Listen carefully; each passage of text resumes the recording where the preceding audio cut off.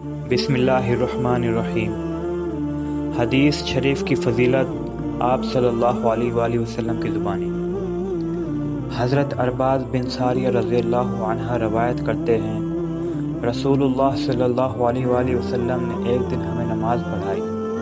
نماز کے بعد ہماری طرف متوجہ ہو کر وعظ فرمایا، جس سے آنکھیں اشک بار ہو گئیں اور دل دہل گئے۔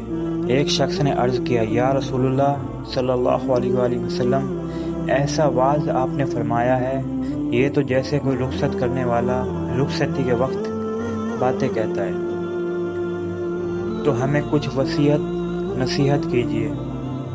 آپ صلی اللہ علیہ وآلہ وسلم نے فرمایا، میں تمہیں یہ وصیت کرتا ہوں کہ اللہ تعالیٰ سے ڈرتے رہنا اور مسلمان بادشاہ کی فرما برداری کرنا، اگرچہ وہ حبشی غلام ہی کیوں نہ ہو، اور جو میرے بعد زندہ رہے گا وہ بہت اختلاف دیکھے گا۔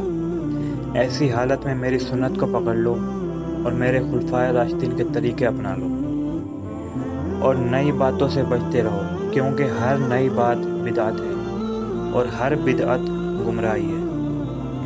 اس حدیث سے معلوم ہوا کہ حدیث پر عمل کرنا اختلاف اور بدعت سے بچاتا ہے۔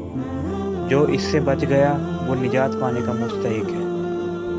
رسول اللہ صلی اللہ علیہ وآلہ وسلم نے فرمایا، میں تمہیں دو چیزیں بتا رہا ہوں، جب تک تم ان دو چیزوں کو یاد رکھو گے تم کبھی گمراہ نہیں ہو سکتے۔ نمبر 1، اللہ کی کتاب یعنی قرآن مجید، اور نمبر 2، میری سنت یعنی حدیث شریف۔ ان دو چیزوں کو یاد رکھو، آپ کبھی گمراہ نہیں ہو سکتے۔